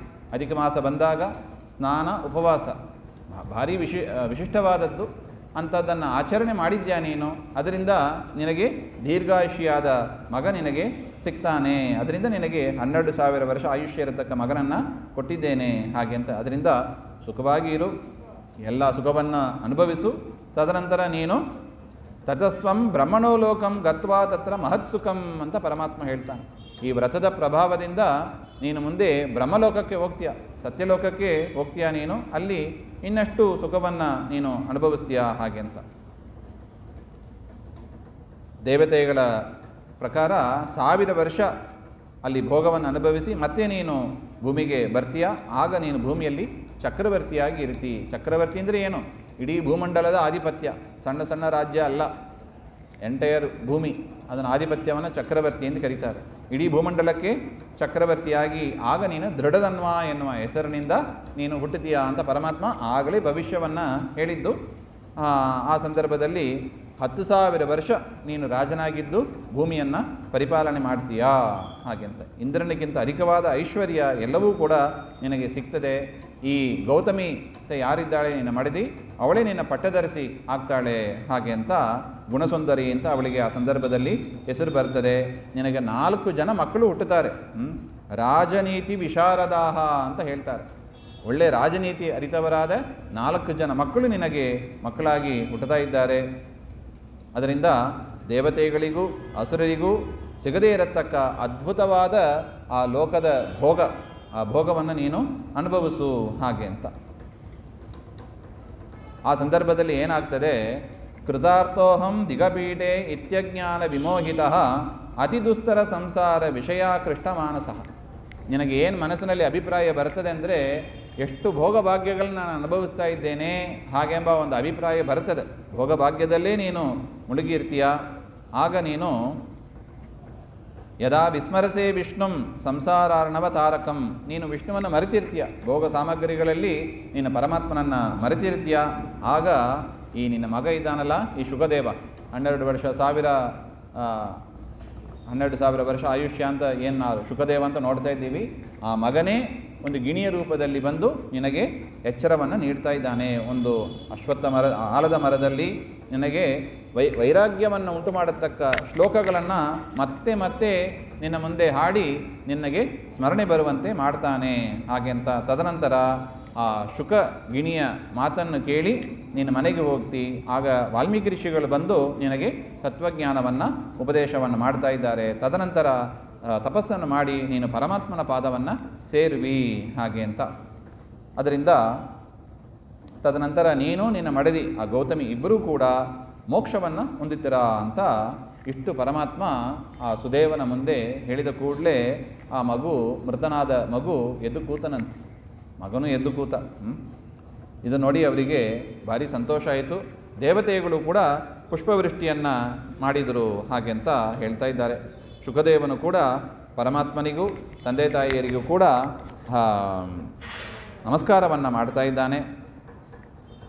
ಗರುಡದೇವರು ಕೂಡ ಈ ದಂಪತಿಗಳು ದೀರ್ಘಾಯುಷ್ಯಾದ ಮಗನನ್ನು ಪಡೆದರಲ್ಲ ಅಂತ ಅವರು ಕೂಡ ಸಂತೋಷಪಟ್ಟರು ಹಾಗೆ ಅಂತ. ಆ ಸಂದರ್ಭದಲ್ಲಿ ಆ ಬ್ರಾಹ್ಮಣ ಸುದೇವ ಕೈ ಮುಗಿದು ಪರಮಾತ್ಮನ ಹತ್ರ ತುಂಬ ಸಂತೋಷದಿಂದ, ಆದರೆ ಗದ್ಗದವಾದ ಕಂಠದಿಂದ ಕೆಲವು ಮಾತುಗಳನ್ನು ದೇವರ ಮುಂದೆ ಆಡ್ತಾನಂತೆ. ಚತ್ವಾರ್ಯಬ್ಧ ಸಹಸ್ರಮೇವ ಅನಿಶಂ ತಪ್ತಂ ತಪೋದುಷ್ಕರಂ ತತ್ರಾಗತ್ಯ ವಚಸ್ತ್ವಯ ನಿಗದಿತಂ ಯನ್ಮಾಂ ಹರೇ ಕರ್ಕಶಂ. ಸ್ವಾಮಿ, ನಾನು ಮೊದಲು 4,000 ವರ್ಷ ತಪಸ್ ಮಾಡಿದೆ. 4,000 ವರ್ಷ ತಪಸ್ ಮಾಡಿದಾಗ ನೀನು ಪ್ರತ್ಯಕ್ಷನಾದಿ. ನೀನು ಪ್ರತ್ಯಕ್ಷನಾಗಿ ಏನಂದಿ ನನ್ನ ಮುಂದೆ?